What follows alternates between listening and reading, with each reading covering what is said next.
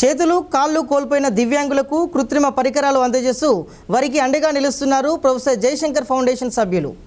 భూపాలపల్లి, ములుగు, పెద్దపల్లి జిల్లాల్లో శాశ్వతంగా కాళ్ళు చేతులు కోల్పోయి దివ్యాంగులైన సుమారు 22 మందికి జయశంకర్ ఫౌండేషన్ సభ్యులు శనివారం కృత్రిమ పరికరాలు అందించారు. ఈ సందర్భంగా ఫౌండేషన్ సభ్యులతో పాటు దివ్యాంగులు మాట్లాడారు. అందరికీ ముందుగా నా యొక్క నమస్కారాలు. మా జయశంకర్ ఫౌండేషన్ నుండి 5 రోజుల క్రితం పేపర్ స్టేట్మెంట్ కానీ వాట్సాప్ గ్రూపులలో మా ఫౌండేషన్ ద్వారా వికలాంగులైన శాశ్వతంగా కాళ్ళు కోల్పోయిన వారికి అవయవాలు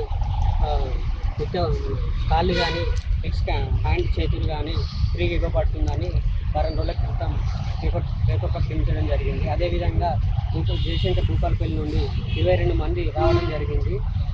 వీటిని అన్ని విధాలుగా చూసుకుంటూ వారం రోజుల పాటు వైజాగ్ తీసుకెళ్ళి మా సొంత ఖర్చులతో వీరికి కాళ్ళు చేతులు అన్నీ అమర్చడం జరిగింది.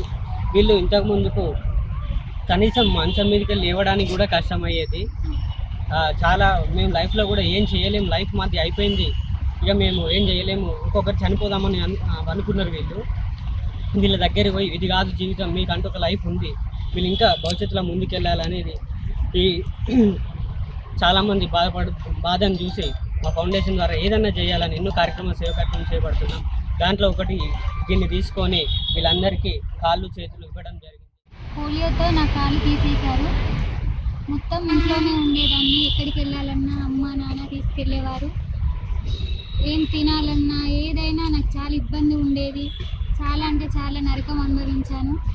ఒకరోజు వాట్సాప్లో జయశంకర్ ఫౌండేషన్ వారి చూశాను.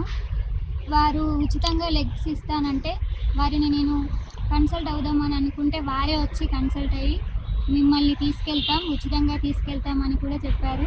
ఇదివరకు మేము ఒక దగ్గరికి వెళ్ళాము, కానీ వాళ్ళు లెగ్స్ ఉచితంగా ఇవ్వలేదు, డబ్బులు కావాలన్నారు. మాకంత ఆర్థిక స్తోమత లేక మేము తెచ్చుకోలేకపోయాము. కానీ జయశంకర్ ఫౌండేషన్ వాళ్ళు ఫ్రీగా తీసుకెళ్ళి వైజాగ్ వరకు తీసుకెళ్ళి సొంత ఖర్చులతో మమ్మల్ని ఇంత బాగా చూసుకొని మాకు లెగ్ కూడా సొంతంగా పెట్టించారు. ఏం డబ్బులు తీసుకోలేదు, అంతా ఉచితంగా తీసుకున్నారు. Especially Jayashankar foundation chairman Maruti అన్న and Rajanna, thank you so much.